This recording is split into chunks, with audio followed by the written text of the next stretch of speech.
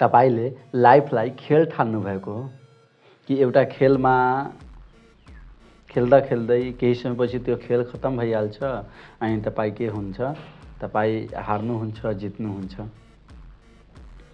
अरे साथीहरू खेल भनेको तपाईको लाइफमा धेरैवटा खेल खेल्नुहुन्छ तर लाइफ भनेको एउटै हो। एउटा तपाईको जुन जीवन पाउनु भएको छ त्यसमा धेरै खेलहरू तपाईले खेल्न सक्नुहुन्छ तर लाइफ भनेको एउटै हो साथीहरू। एकचोटि लाइफसँग खेल खेल्नुभयो भने एकचोटि बर्बाद भएपछि तपाईलाई फेरि दोस्रो चोटि मौका मिल्ने वाला छैन। त्यसैले तपाईलाई जुन एकचोटि यो जीवन पाउनु भएको छ त्यो बडा संघर्षको बावजुद पाउनु भएको छ।